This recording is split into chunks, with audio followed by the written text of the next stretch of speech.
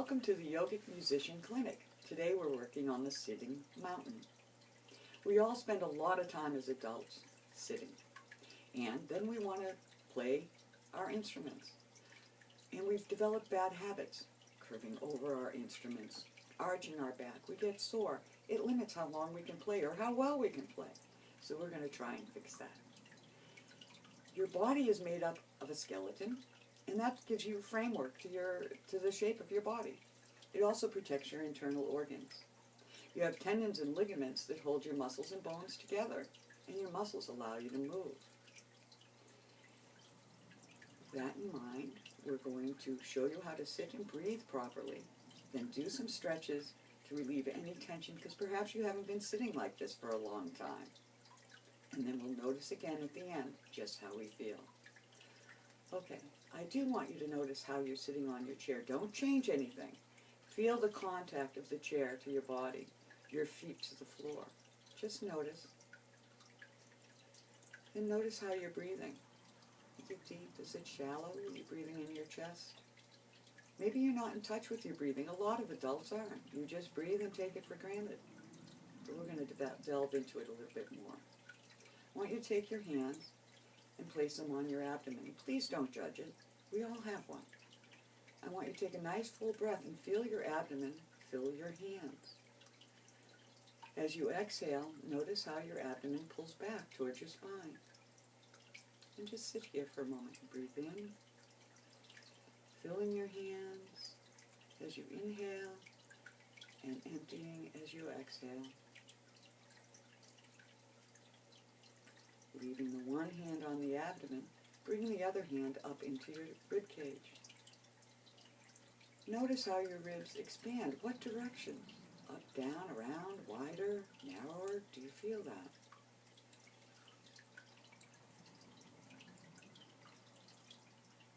Leaving the one hand on the abdomen, come up to your chest points, which is right under your collarbone where your thumb fits in.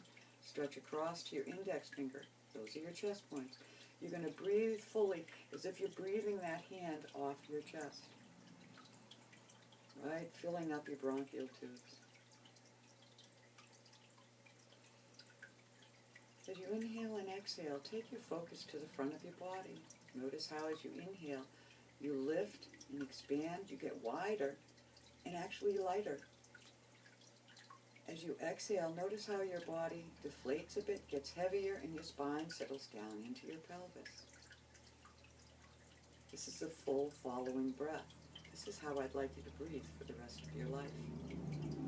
It also lowers your blood pressure, which is good when you're on stage or you're playing for your friends and you're a little nervous, or you're practicing a part in your instrument that's some notes that are a little tough. Take a nice full breath, exhale, and hit those notes. Now, our body has got the pelvis that we're sitting on the chair. At the bottom of your pelvis, on each side, you've got two bones. They're called seat bones, and they look just like that. What we're going to do is find them.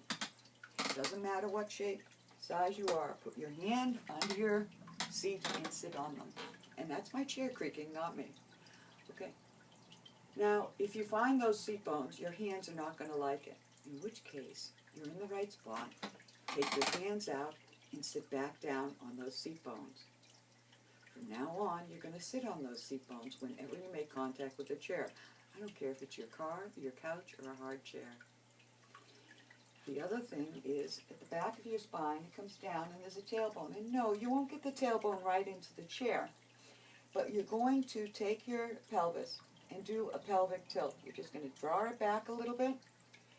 And what this does is it gets your two seat bones that I showed you in the tailbone, and you're making a really nice triangle, a base of support, solid base of support to hold up your torso, your shoulders, your head, and support your legs. So from now on, you sit on the two seat bones, tilt back onto the tailbone. You're then going to rise up through the rib cage. That's easy. Place one hand on your neck, because this gets a little tricky for folks. Place your hand on your neck. Now throw your shoulders back. Notice how your neck tightened up. Let's do that again. Shoulders back, your neck tightens up. And you don't have much room to move your arms a lot. Okay? Now, relax. Draw your shoulder blades together. Notice how there's no tension in your neck. And with your shoulder blades together, I have all room to move my arms. Yet, if I throw my shoulders back, it gets stiff. Okay? Now from the side, we've got our seat bones, tailbone tucked under. We rise up through the spine, shoulder blades together. Notice how my shoulders move. I'm not doing this. Okay? It's just a slight movement of the shoulder blade, and that causes the collarbone to flex as well. And the shoulder blade and the collarbone can go like this. The shoulders are hanging in between them, sort of like a sling if you like, and that gives them free range, but you're open and wide. Then as if you have a string on the top of your head, bring your head up. A lot of people, as they get old, we do what I call the turtle. The neck comes forward. Rise up tall. Seat bones lift up through the rib cage. Shoulder blades together, shoulders are relaxed, and tall through the crown. That's the sitting mountain. Now, as you sit here, you might feel a little stiff, a little propped up, because you haven't been sitting like this for a long time. If you watch a toddler, you see that they actually do this quite freely. So what we're going to do is a few exercises to loosen up everything so that you're comfortable sitting this way and not using your muscles to hold this position. You're allowing your skeleton to support the rest of your body. The first one I like to do is the steeple pose. You're going to bring your hands together. You're going to rise straight up through, past your nose in a straight line, and come up. Yes, my hands are out of the screen. I'll tell you what they're going to be doing in a moment. If you can, bring your arms back in line with your ears. If you can't, leave them where it's comfortable for you. This should not be stressful. Back to the ears.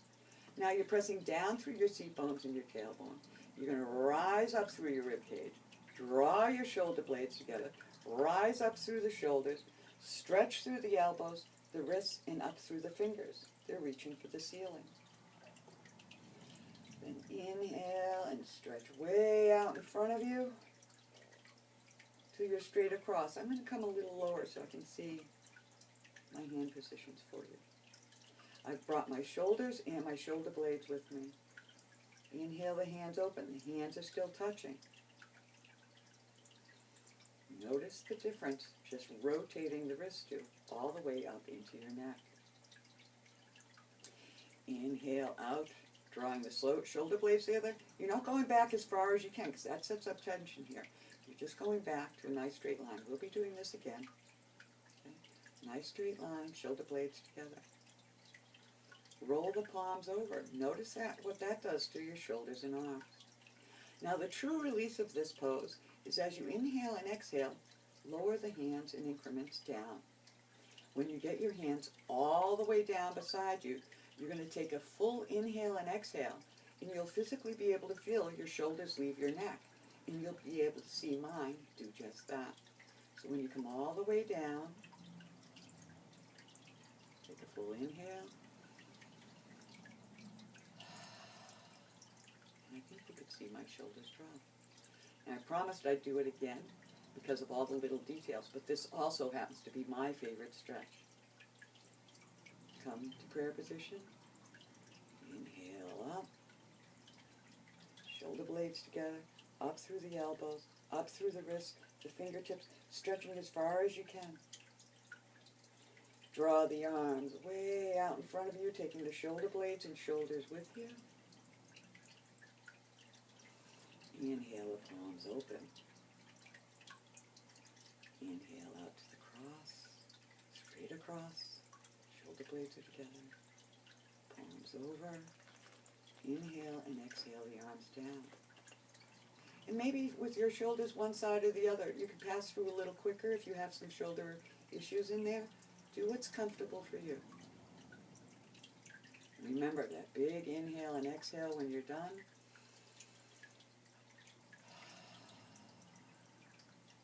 Now notice how your seated mountain is. You're on the seat bones, the tailbone. You're risen up through the rib cage, shoulder blades together, tall through the crown, open through the chest points. Your shoulders feel a little looser for having done this pose. Now, whenever you inhale, you expand like a hot air balloon. You get lighter. You exhale, you get smaller. Use that to your advantage. The inhale lifts you into the pose. The exhale settles you deeper into it. Next, we're going to do the head and neck. I'm very particular about the neck, and the reason is your neck is a toothpick. Your head, forgive my expression, is a bowling ball that weighs about 8 pounds, and that's a lot of stress in through here, and we hold a lot of tension in here. When you bring your head forward and down, I don't want you bringing your head straight up, over, and pushing it around. I want you to allow gravity. You're just going to allow your head to come forward. Let gravity do the stretch. That's 8 pounds hanging. It's coming down your spine. It's actually getting into the lower part of your pelvis, your seat bones. Now when you go to come up, this is very important. We want to support the bowling ball on the toothpick because we don't want to hurt the neck. So we're going to draw the chin up along the neck, always when you pick your head up. So again, allow the head to come down. Let it hang. It's a nice stretch for the neck and the shoulders. Draw the chin up along your neck. You come back up to seated. Now, I wish that was a cure for a double chin. It's not, but I try to tell myself it is. So when we do poses, or if you drop something on the floor, you've got to pick up your bow or your case. When you come up with your instrument, always try to remember to bring your chin up along your neck to support it. What I'd like to do next is the crisscross stretch. This takes your shoulder blades, it gets down into your hamstrings again. It really flexes the back. Now it can be done 2 ways. Your legs can be flat on the ground, and this is great if you have knee or back or hip issues, or even lower back issues. Leave both feet on the floor. If, however, today you're feeling fine, crossing your legs is a wonderful thing. You're going to cross your arms, and don't worry about which one, because you always cross your dominant arm first. I happen to be ambidextrous, but more right-handed. My right hand always comes over first. What we're going to do is slowly just roll down, let the arms go all the way out to where it's comfortable for you.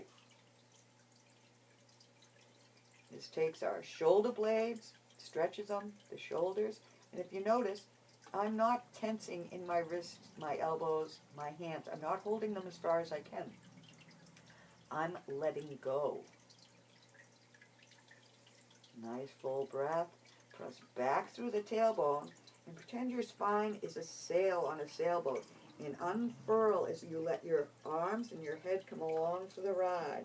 You're going to go back to your seat bones, your tailbone, rise up through the rib cage, draw the shoulder blades together out through the chest points, and draw your chin up along your neck. Notice how you feel.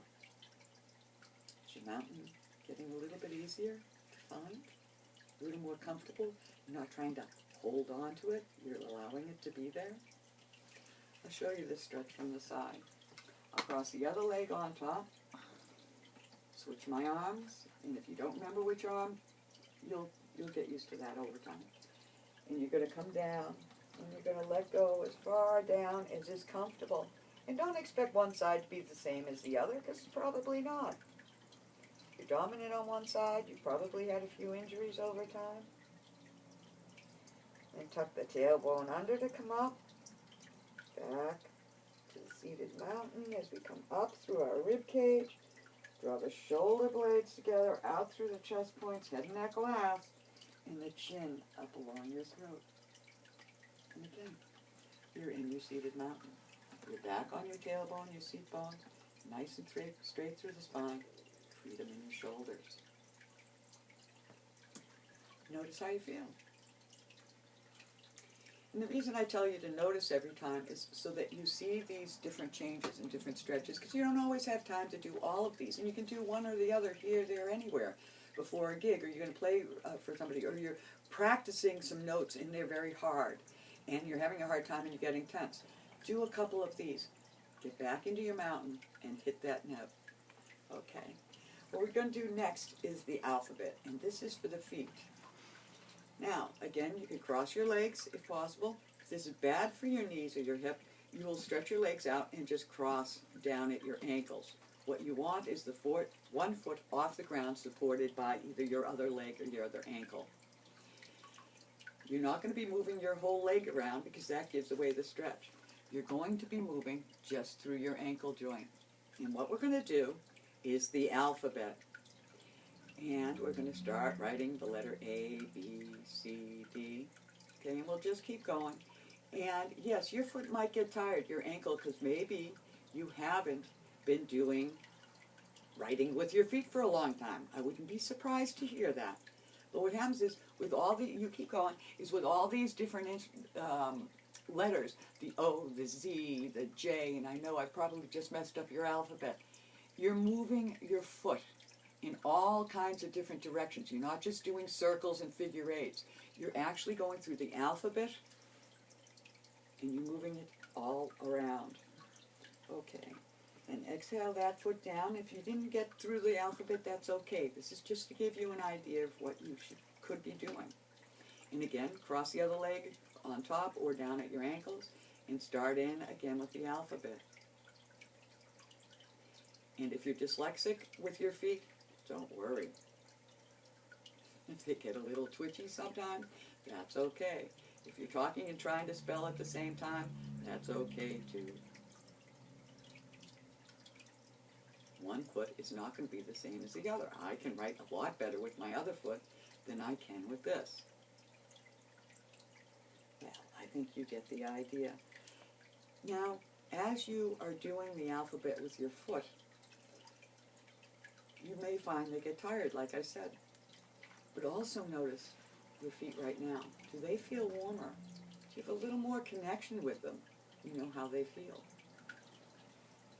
That is something you can do anywhere to loosen up your feet. And when you're sitting, you think, well, what do I need to pay attention to my feet? You do. You're sitting, you're playing your instrument. They're the beginning of your foundation. Your feet are flat on the floor. They should be comfortable. They should have good circulation, which the alphabet helps with. This next one, if you can't take hold of your knee, your shin below your knee, you don't want to be holding your knee.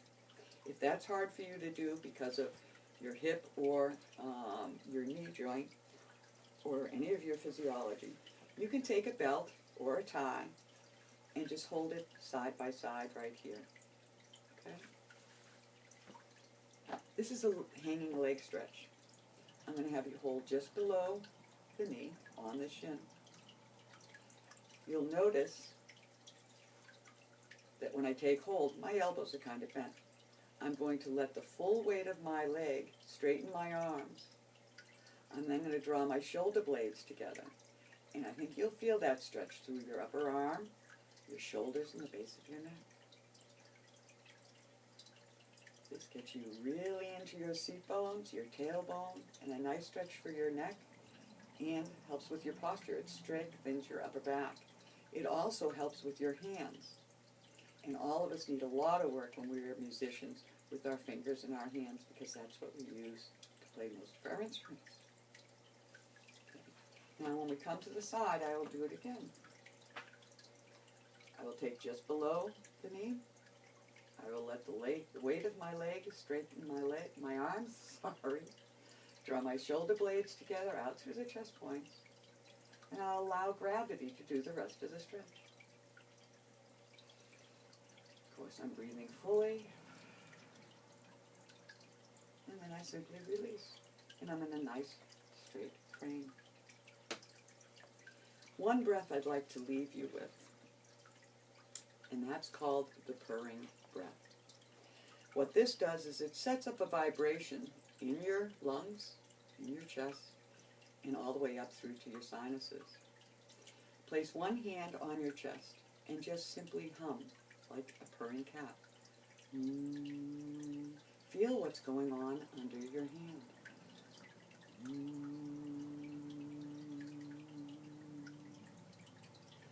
Place one hand on your neck. Again, hum and feel the vibration under your hand.